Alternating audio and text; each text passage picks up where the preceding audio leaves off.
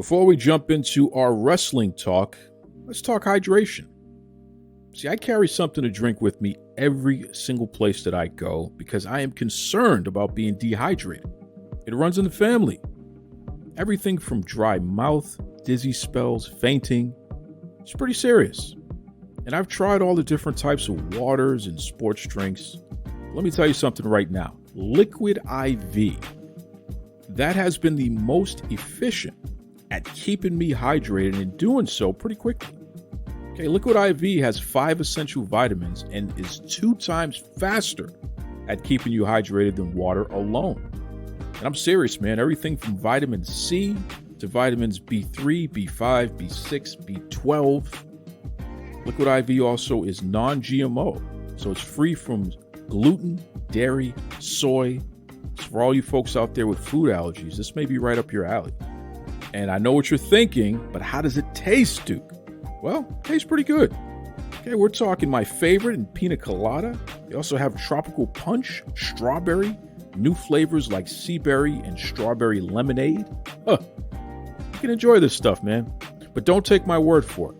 I want you to stop what you're doing right now and head over to liquidiv.com. Use the promo code Duke Loves Rasslin so you get 20% off your entire order. I mean, anything that you order on liquidiv.com.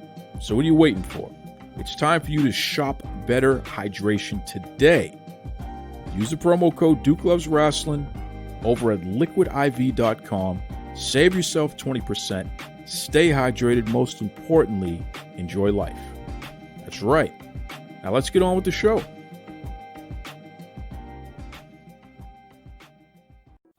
You're locked in. Look at what we have here, folks. To the only show that matters. The cream of the crop. Duke Loves Rasslin. And there is no one that does it better than your host. I have come here to chew bubblegum and kick ass. The Duke. And I'm all out of bubblegum.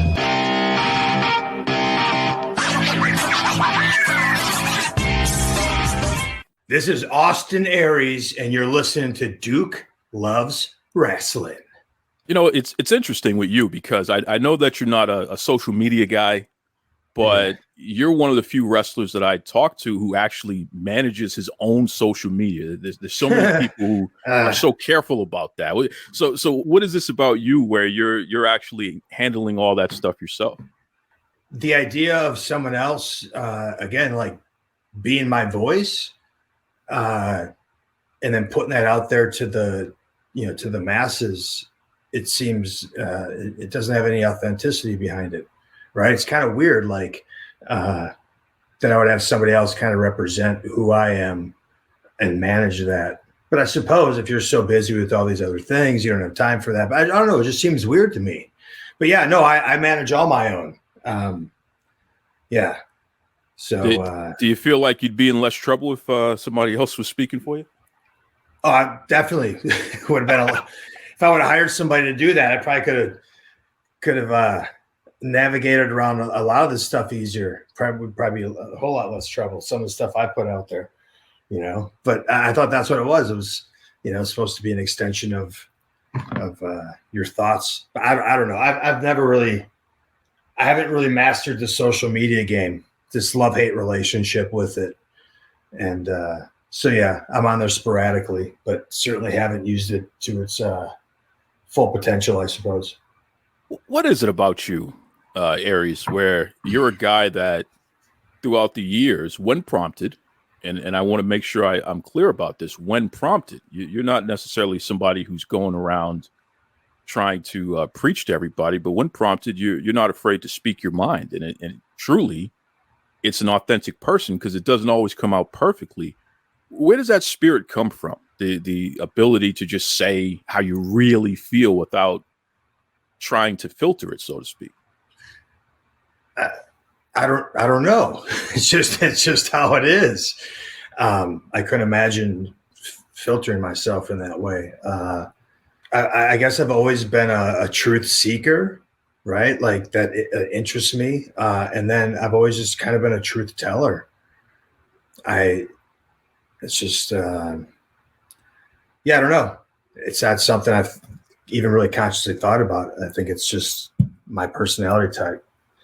And along those lines too, like, you know, like my real name's Daniel, right? Like that's not Austin Aries. That's the persona that gets switched on, you know, when it's time to do the pro wrestling thing.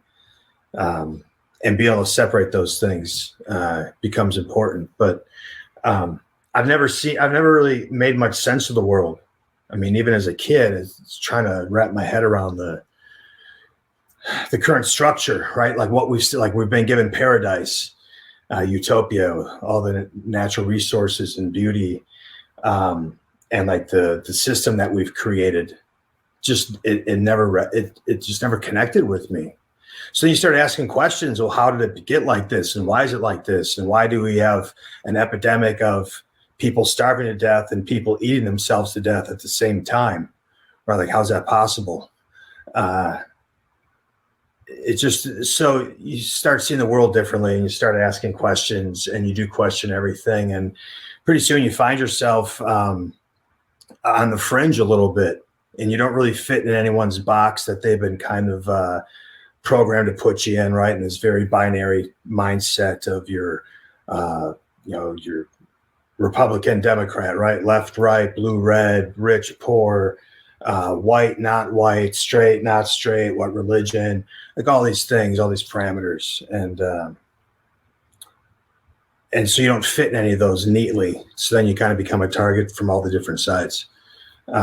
So a lot of times it's easier just either keep your mouth shut or just say what everybody else is saying, you know? That's really, really interesting, because listening to you give that response, I'm thinking back to a documentary that Mercedes Renato, Sasha Banks, whatever you want to call her today, when she went away from WWE for a little while, and then she came back, they did a documentary on her, and she talked about the fact that she had gone about close to 7 years without hearing her real name. Yeah. Everyone's calling her Sasha. Right. Everyone is identifying her as the character, and essentially forgetting that there's actually a real person behind that. So the method acting starts getting blurry there. How do you turn it off, man? Because it seems like, at least today, you're pretty clear on the separation between who Austin Aries is and who Daniel is. How do you turn that off? Well, I had to, for me personally, I had to leave, or I had to get out of the bubble for a little bit. You know, when you spend, for me, 20 years, and, you know, or Mercedes, her example, the same, like when you're on 24/7, and you interact with and know far more people in your day-to-day life now that know you as this character, Sasha or Austin, or whatever it might be. And that's how they look at you, and they address you, and they perceive you, because they only know you in those terms, or first and foremost in those terms. It's easy at some point to start losing yourself in that, because there's what's the alternative, right? So for me, through events that were going on in the world and in my own personal life, I felt like the universe kind of forcefully spit me out of the wrestling bubble to kind of save me, right? To give me that perspective for the first time in really my whole adult life, because I started doing this at 22. And I don't think most of us know who we are really at 22. Some of us still don't know who we are at 42 or 52, right? So yeah, I'd spent this my whole like from 22 up in this persona, and after a while, you sit and ask yourself, well, do you know like where one stops and one starts? Have you put as much time into creating who Daniel is as much time as you put into creating who Austin Aries is, the character? And if there's not balance there, you could be setting yourself up for a fall at a certain point, unless you just want to live your whole life as that character. You spent some time outside of the United States for a while. I mean, obviously you traveled all over the world as a pro wrestler, but not Austin Aries, but Daniel went on a journey that eventually took him to India. Talk to me about that journey. Well, we're in the midst of, if we rewind, go to like the midst of COVID, like right as that's starting to unfold. I was living in Vegas, and felt like the universe was telling me that that's not where I belong. A bunch of events that that happened there. And so, yeah, I sold my place and I went to Mexico for a year without a real plan other than just to get out of the US for a while. Try to find some places where it was a little more normal and you weren't kind of surrounded by the whole epidemic of fear that it was kind of perpetuated on us. And just through that experience, a year down there, almost a year and a half off from any wrestling. From there, I then went and spent some time in Spain for a bit. I actually went to Saudi Arabia to wrestle. Was over there for a few weeks. So got to see that culture. And then ended up in India for 3 months and, studying yoga studies over there and just trying to, for my own practice, deepen my own practice of the different limbs of yoga, which, we think of the movement, the postures as yoga in the Western culture, but there's really 8 limbs to yoga that include other things like pranayama, breath work and meditation and chanting mantras and all sorts of things. So, that's just where my own personal journey took me, right?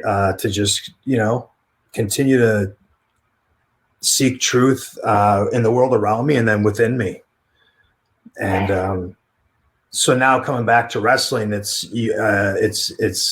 a little weird at times, but the perspective for me, I think, is much healthier as I move forward with whatever I decide to do for however long I decide to do it. There was a very serious situation that happened during the pandemic where online the Me Too movement started and speaking out and what have you. And a lot of folks were called out for whatever behaviors, whatever. Your name popped up and it was a big story and you reacted to it, which it was uncommon. A lot of folks did not react or didn't say much. They probably got with their lawyers and made sure that they had prepared statements a certain way. But no, not Austin Aries. You came with receipts and you were ready to hash this out and get detailed and what have you. So I ask you this. Did you do what you were accused of doing? Well, let me answer a question with a question. What was I accused of doing? Sexual harassment, making people feel uncomfortable, that sort of thing. But like specifically, what was I accused of doing? It's because the sexual harassment thing, right? Like now that goes back to the Christy Hemme situation with the ring announcer, which was in 2013. And so a lot of people used that incident, which was a lot of things, but it wasn't sexual harassment. Was it a miscalculation on my part in the moment of just trying to be a bad guy on TV? Sure. But so, yeah, so I like, what was I accused of doing exactly? Right. Specifically. But when you have the narrative with the ring announcer incident that now you've been attached to the word sexual harassment, it creates a picture in people's minds and therefore, other things stick. So listen, I could rehash all this and we could talk about specifics and I could tell, my perspective and sides of whatever specific stories are out there. But I also realized that people are going to believe what they want to believe. Right. And the people who know me, who actually know me in my real life, they know who I am, and they certainly don't believe any of these things of me.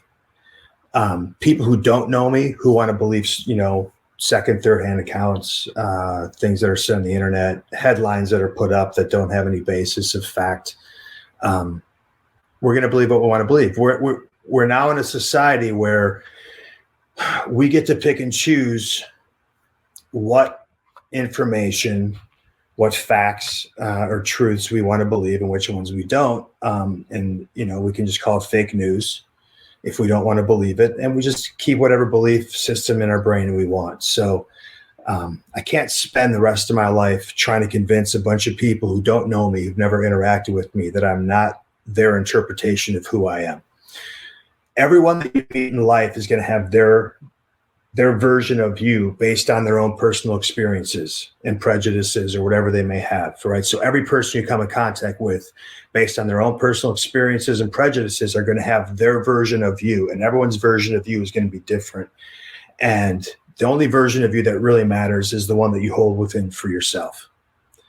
And if you're right with that one, then everyone else's version of you becomes less relevant and less important in your journey. And like attracts like, so you can start to see who you're surrounding yourself with and who you're resonating with. And, those opinions start to matter far more than those of people who are outside that circle. You're a young guy in terms of real life, but in terms of wrestling years, you're pretty long in the tooth, brother. I mean, you spent a lot of years in the business, right? Yeah. Tell me about it. Do you ever reflect back on your career? I mean, are we at a point now where we can do that? It happens I think it's natural, right? I've really been focusing on not spending too much time in the past or in the future and just trying to really appreciate here. Because one thing I do take away from now, my journey was like maybe how much of it I actually missed in a sense, because I was always focusing maybe on the destination or what had happened previously. And all of a sudden you're like, oh, wow, 24 years. Holy cow. That went kind of quick. Right. So now just trying to actually savor the moment and be there instead of in the past or in the future. But hey, man, I've had a lot of fun. I do read from time to time, people commenting on, especially because, I didn't have a long, lucrative WWE run, if people consider like my career like a failure or a what could have been type of thing. I've never thought of it like that. I'm like, man, look at all the cool shit I did for the last 20 plus years. Look at all the places that took me around the world, all the people I've met, all the growth I've had as a person. I've been able to provide for myself, never really feeling like I had to 9 to 5 type of where you feel like you're owned, man, like a slave, like you feel trapped and you're just getting it. Like I've been able to skirt around that like my whole life so far. That in itself is a pretty great accomplishment. Just enjoying the journey like day to day and feeling like I'm always like half on vacation and half retired, but not quite either. For a guy who didn't have that long WWE run, so to speak, you could walk into any arena, even to this day, and the crowd is going to chant Austin Aries and do the 5 claps. If they recognize, if they recognize me now, yeah. Uh-oh. Yeah. Well, once they know it's you, so to have that kind of name recognition is a tremendous accomplishment, because unfortunately there are a lot of people who will never experience that. So we got to give credit where it's due there. There was a moment that was really interesting, and it's probably one of the more well-known moments in NXT history, where you came out and you started dancing with, I think it was No Way Jose. Yeah. You started dancing with him and having that big smile on your face. And this is at the end of the show. So the show is about to click off any moment. And then suddenly you beat the hell out of the guy. Yeah. And it's like it's stuff like that. I don't know, man. No one's gonna forget stuff like that because it's hilarious. It's like, yeah, that's Austin Aries, man. You never know what you're gonna get. It is what it is. A guy can be a real son of a bitch, I tell you.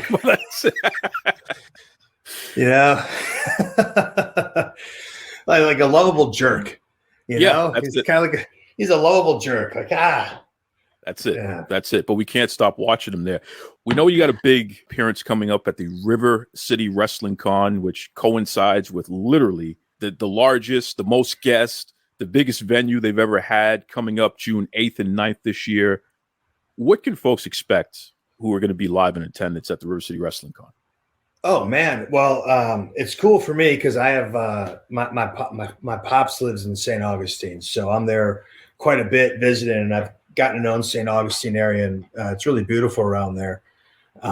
So that's cool that these 2 days will be there.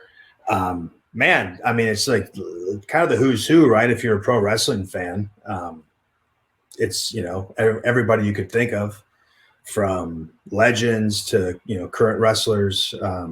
It's one of these big festivals, one of these big cons. Go meet your favorite stars. I'll be there, including Austin Aries, right? Yeah, man, I'll be there. Getting back out there, and I'll be there for, I think, both days. Have my table set up. I'll have copies of my book, which I'm going to be trying to get in as many people's hands as possible. I may even be bringing my my Ring of Honor DVD collection, which I recently took out of my storage unit. And, I've been thinking about putting them up for sale, right? Because I'm not much of a collector or a nostalgia guy. And I thought maybe other people might enjoy having them as part of their collection. So I might have those with me at my table. And maybe even holding some little, I call them healing sessions, right?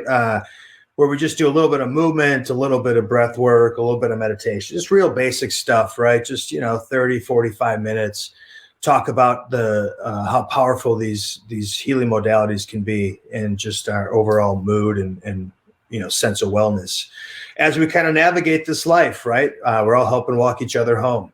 And so anything I can do to help, offer something that might make people's walks home a little easier or a little more enjoyable. That's kind of where my thought process is now. Like I say, man, I'm an entertainer, right? Give them the bread and the circus and they'll never revolt, Duke. Right. That saying. Absolutely. Yeah. Absolutely. So I've been in the circus for 20 plus years. Right. But I'm far more interested at this point of trying to, help people solve problems and not just distract them from them. And find ways we can be of service. And, if we use this silly little platform of pro wrestling, this cool art form that we've all learned to love. And we use that as the thing that kind of binds us and connects us all, but then do it to actually improve each other's lives, not just kind of keep kicking the can down the road and ignoring and staying distracted from all these things. So I want to start trying to, facilitating little healing sessions like that to maybe just, introduce some of these concepts to wrestling fans or anybody really that is interested in kind of, learning about these things and how powerful they can be. I love that. We're all on a path to help each other get home. That's pretty cool. That's a hell of a way to say it. I love that. Yeah. I got to ask, because you're a guy who lived in Vegas. You travel all over the world, spent time in India. So, but you look like $1 million.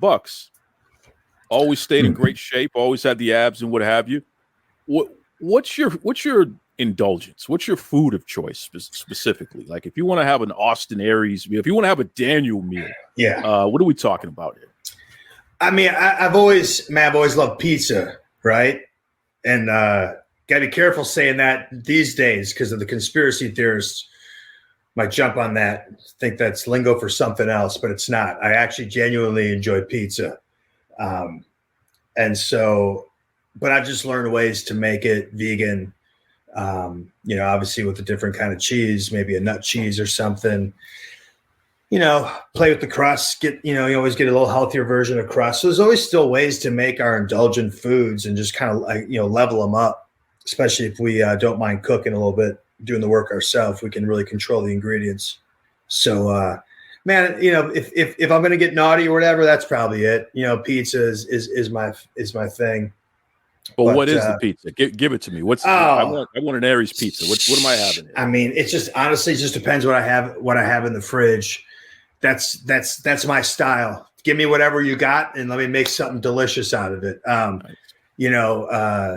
Probably do make the sauce myself with some garlic and onion or something, and just like a tomato sauce, and maybe use a little coconut sugar to sweeten that, and a little salt, get that nice little balanced flavor.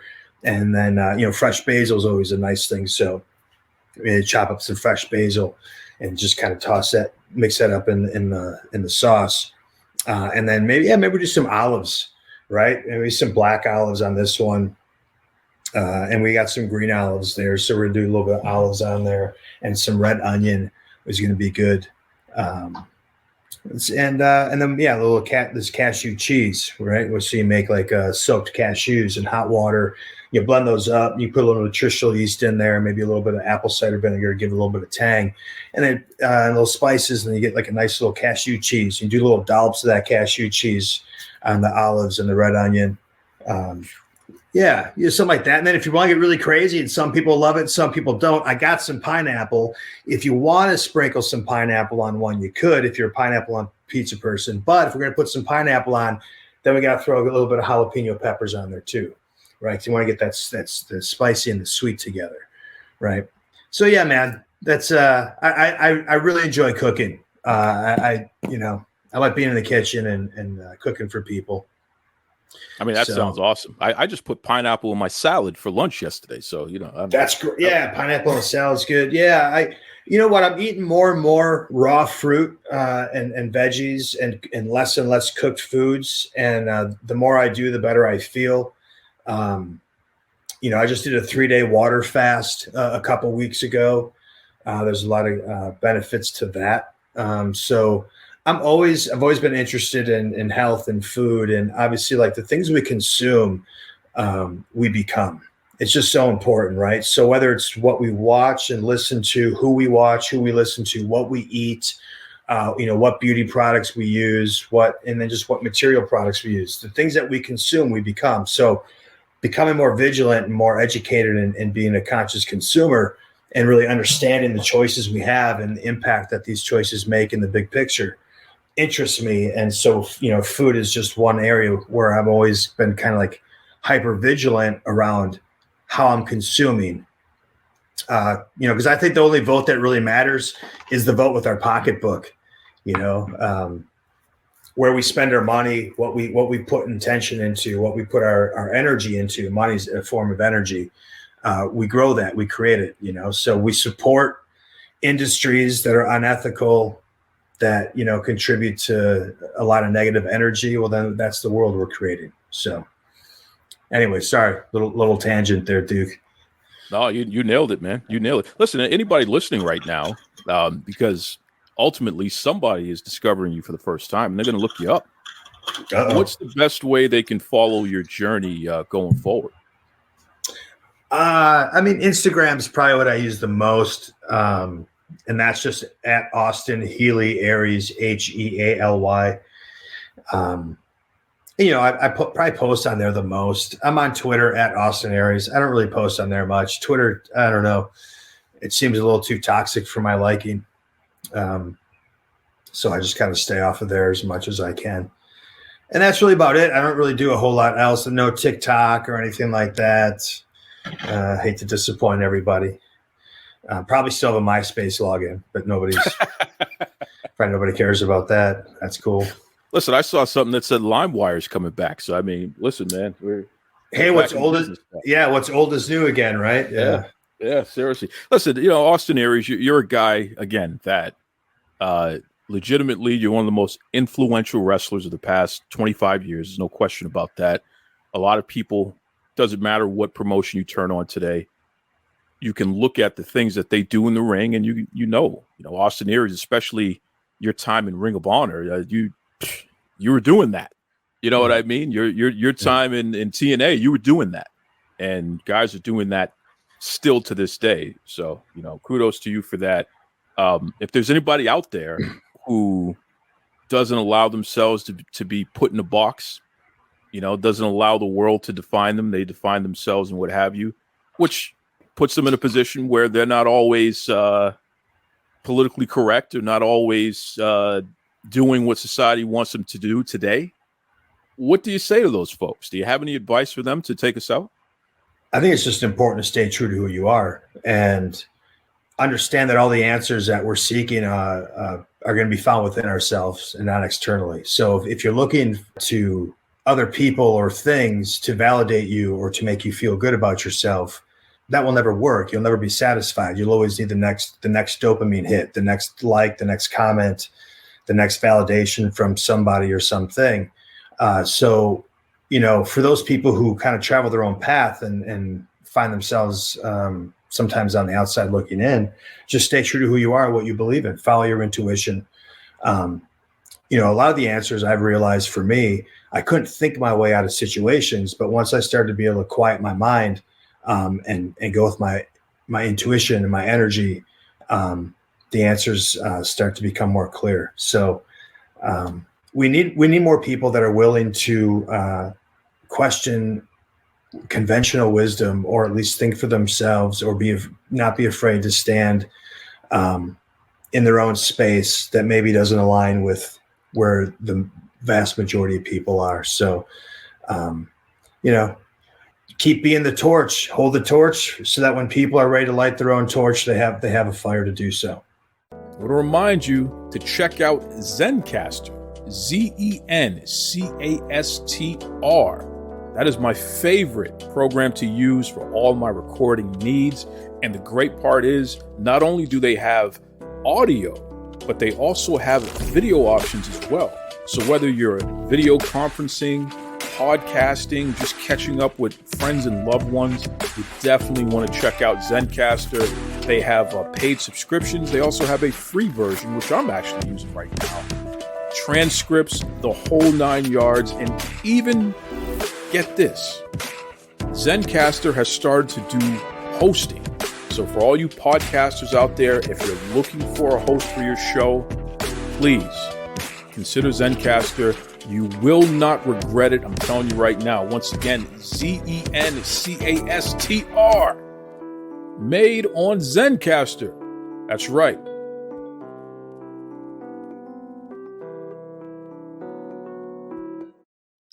Ladies and gentlemen, I'm Jake Logan, and you're listening to Duke Loves Rasslin. Brothers and sisters, let me tell you something. Independent wrestling. It's something that's near and dear to my heart. It's something that I will never stop talking about. It's literally the heart of the wrestling industry. No two ways about it. And every now and then you come across people who you just know, like, wow, not only is this a special person, this is a person who's necessary in this industry. This is a person who can literally change lives in the wrestling industry. And I'm not just talking about changing lives of fans who get inspired, but changing the lives of their peers. I truly believe that about our next guest here. Just a quality human being. And I'm so excited to be able to help them tell their story to a certain extent and share them with you, the listeners. So without further ado, welcome to Duke Loves Rasslin, Mr. Jake Logan. What's going on there, brother? How you doing, man? I appreciate you having me on. That was quite an introduction. I really appreciate that.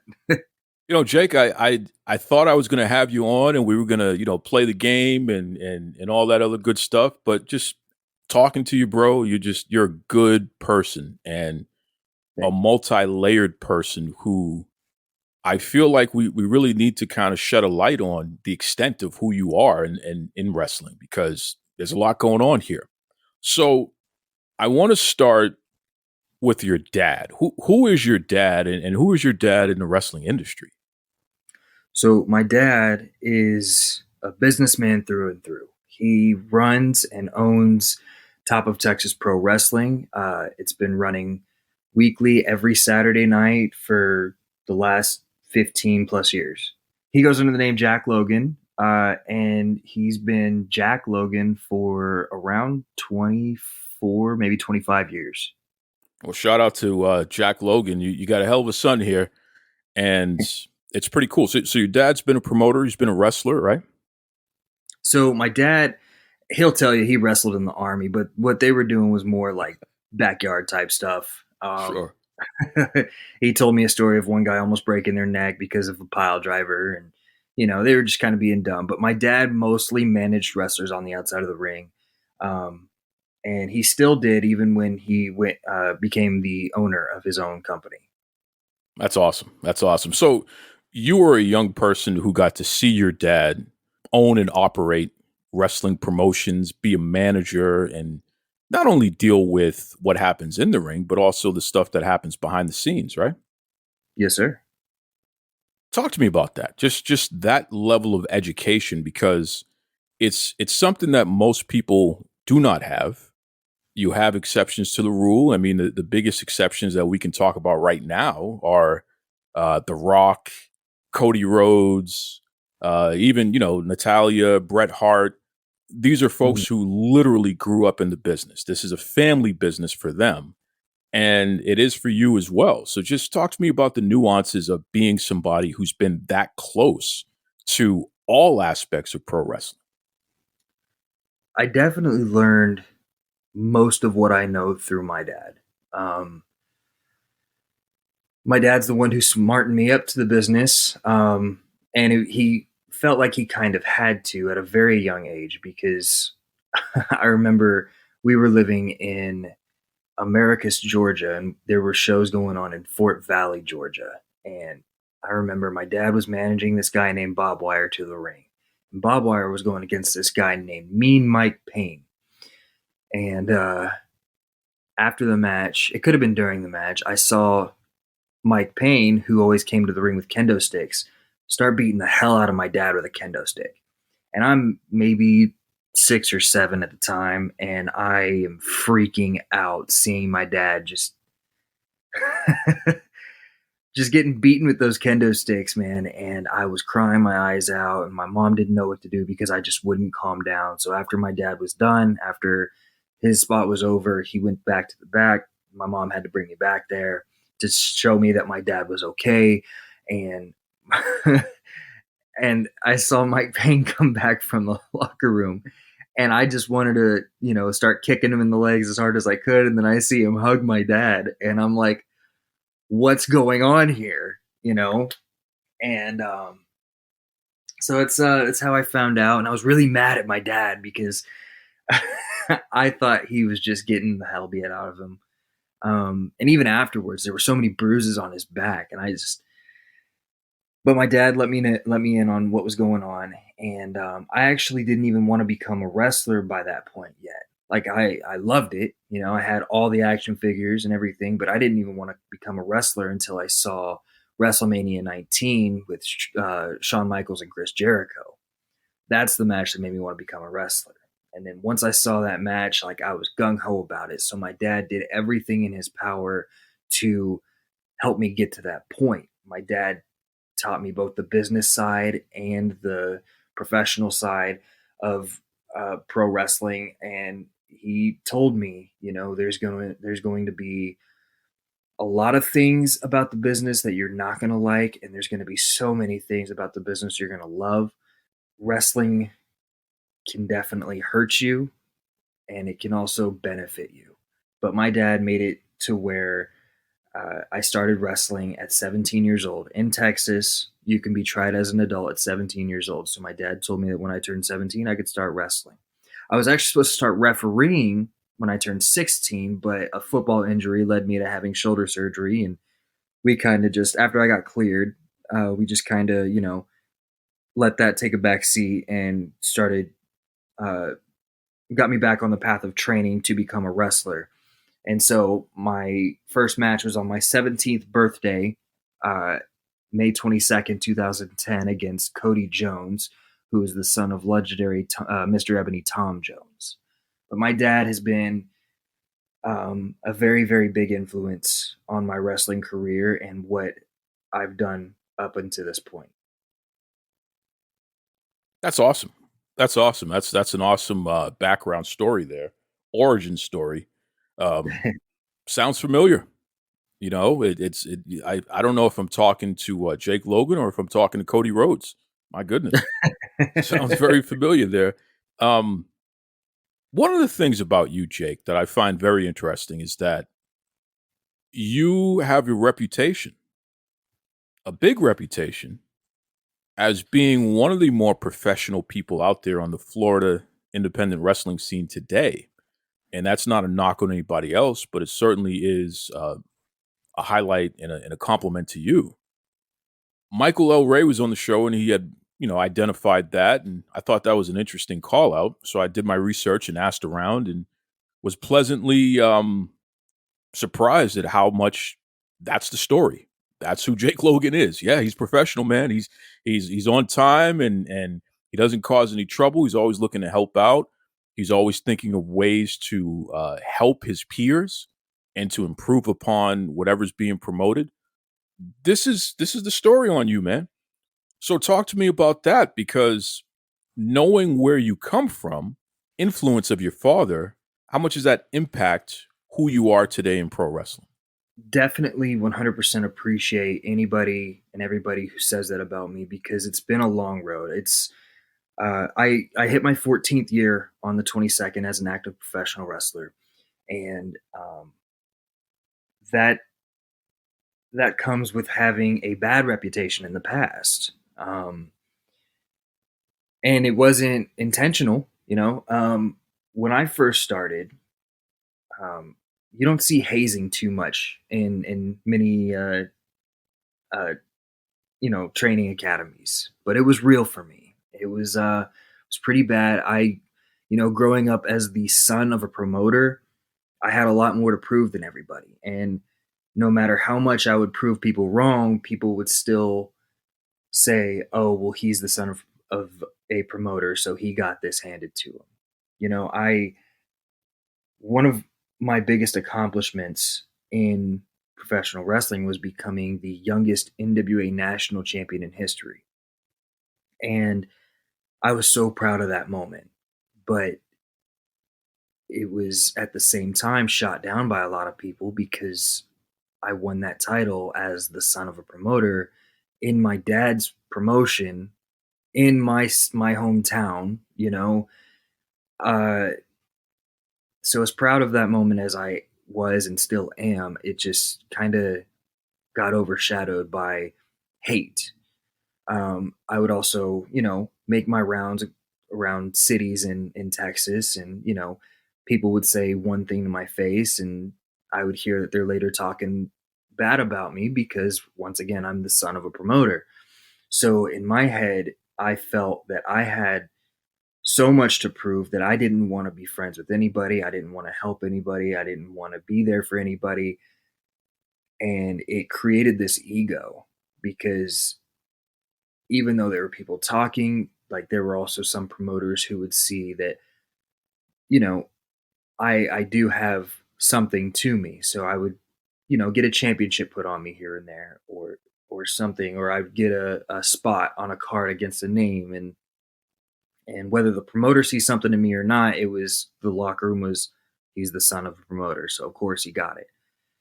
And so I had a bad reputation of treating people the wrong way because I always thought that people were out to get me because of because of who I was.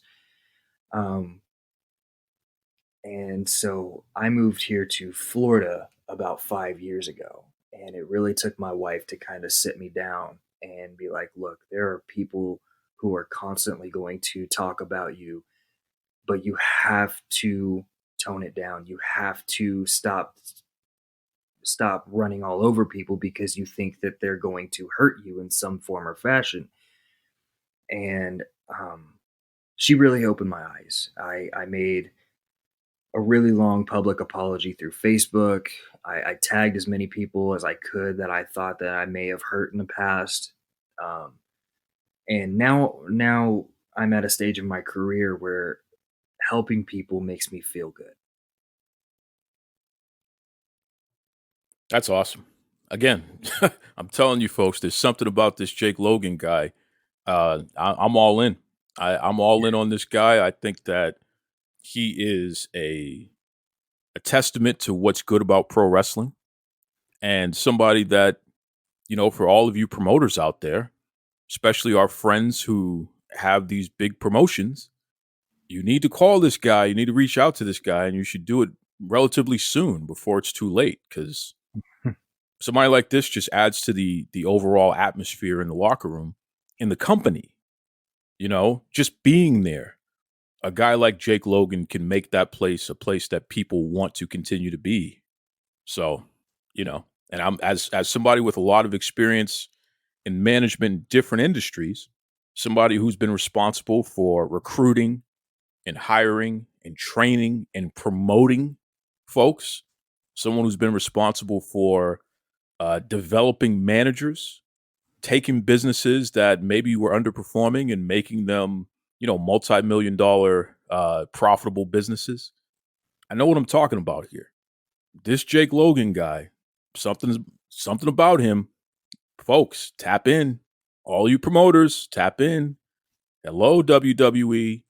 Hello AEW. Hello TNA. Tap in. I don't know what you guys are waiting on, but you better jump on this train. Anyway, you brought her up, your wife.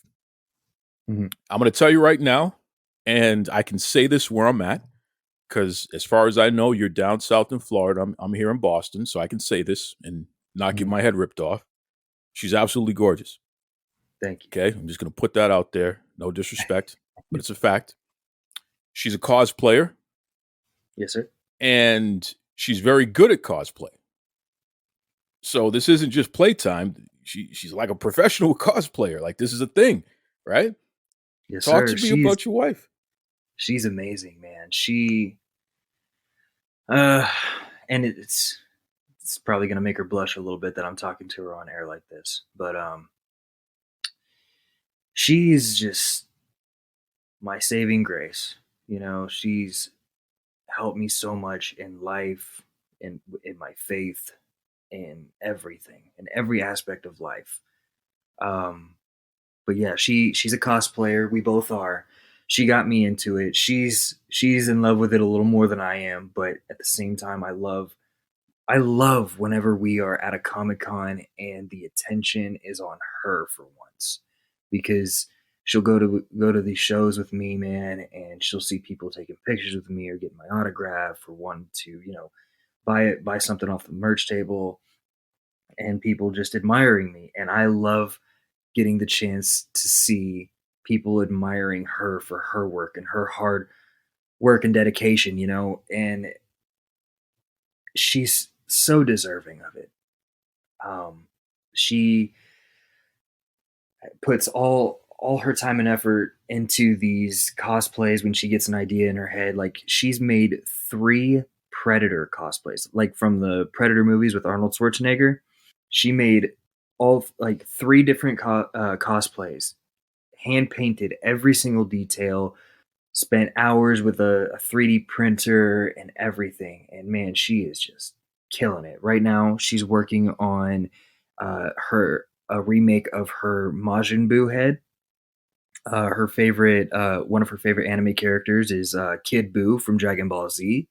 So she's working on that right now. She also hand paints anime bags. She has her own Etsy shop called blurredshop.com. That's shop with 2 P's. Um, and man, she's killing it. And right now she's looking at possibly selling some of her Predator heads as well. And so I know that she's going to be making great money once she does start selling this stuff, because I'm so proud of her, man. Shout out to Mrs. Logan. Say that Etsy shop one more time for me, the so folks can check it out. Yeah. It's blurredshop.com, BLERDSHOPPE.com. Blurred, Black Nerd. Okay, Yes, so sir. she's got all the nerdy stuff out there. You already know. Check it out, folks. We have a strong Blurred community who listens to Duke Loves Wrestling, so I know that they're going to be checking it out even before this conversation ends, which is cool. So, we Heck always yeah. love to support our small business owners and folks who are out there doing something positive. And certainly, Mrs. Logan, she's doing that, and certainly you are doing that, Jake. It's pretty cool. Now you are an entrepreneur in your own right as well, right? I am, man. I have my own t-shirt company called Passion Apparel. I don't stick to just t-shirts. If you're looking to get some keychains or water bottles or coasters or anything like that done, I'm the guy to do it. I my wife bought me some equipment a couple years ago for Christmas because I wanted to start selling my own t-shirts and making a profit back. And So it turned into other wrestlers coming up to me and being like, bro, where'd you get your stuff done at? And I'd be like, well, I made it. And they're like, no way. How much do you charge? And at the time, I didn't really think about it. I was like, let me get back to you. Let me get some more equipment. And so it became a thing. It's called Passion Apparel. I've got my own Instagram page for it. It's Passion Apparel 23. And then, yeah, man, I looking to apply for a small business loan to open up my own little shop so that I can get some more machines going all at once and do multiple orders at once, and start an online store too. I'm telling you, this guy, he just doesn't stop, man. He's got his hands in a few different things there and making it happen. Jake Logan doesn't sit still for long, but certainly this is somebody, again, I like this guy. There's something about this guy. I'm never wrong about this, folks. When I tell you to pay attention to somebody, it usually becomes somebody who is a hit. And Jake Logan's a hit, not only as a wrestler, but just as a leader, as a person who should be around. I would not be surprised if this guy is an executive for a major wrestling company or any other company in the not too distant future. That's how interesting and sharp and really, put together this guy is. And if the Duke is saying it like that, it must be true, folks. You know that. Anyway, Jake, 2024, I mean, we're almost halfway through this year. What can folks expect out of you to wrap up this year? 2024 is going to come along with, the rest of 2024 is going to come along with a lot of changes. And you're going to be seeing those real soon. I've got some bookings coming up, but I always encourage people to follow me on Instagram, Facebook. I'm not on Twitter too much, but I do try to check up on it every so often. So you're more than welcome to follow me on there. And you can just look up Jake Logan on any type of platform and you'll find me. But yeah, man, like my dad, he's going to be doing a whole revamp with Top of Texas. And I'll say that without getting too much into detail, but it's going to be pretty big. And it's going to be something that all parties involved are looking forward to. Well, listen, Mr. Logan, you are welcome to be a guest here on Duke Loves Rasslin when Top of Texas is ready to reveal the revamp to the world. Certainly, definitely welcome on the show for that, because I have a soft spot for our friends down in Texas. You folks know, have been listening to the show for years. Always am willing to highlight the best and the brightest down in Texas, and certainly sounds like Mr. Logan is someone who should be on that list. So come on down, brother. It's time for you to be a guest on Duke Loves Rasslin. But as for you, Jake, why don't you let everybody know the best way they can follow you? You said that you're on Instagram and Facebook and what have you. What's the handles? Yeah, man. So you can go to Instagram at official Jake Logan. You can just look up Jake Logan on Facebook. On Twitter, I need to change my Twitter handle because it's been attached to Control Your Narrative for forever. But it's Jake Logan _CYN, which I would be remiss to say that I do need to thank EC3 for a big part of my career and a lot of my comeuppance. And so I will say on air, thank you to EC3 and Braun Strowman / Adam Scherr.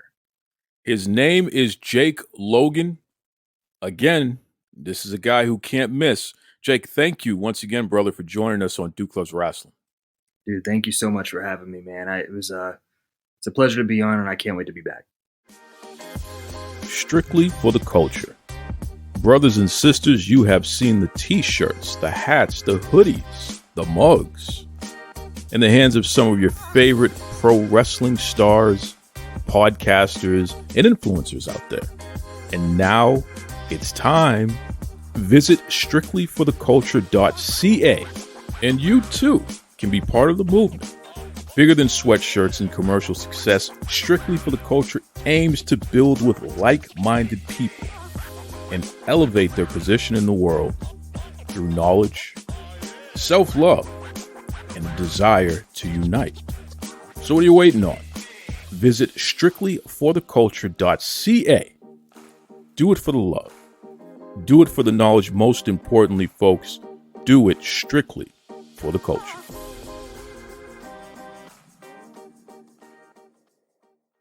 Till next time, be kind to yourselves and be kind to others. Take it away, Tony Schiavone. This is Tony Schiavone, and we're desperately out of time on Duke Loves Wrestling.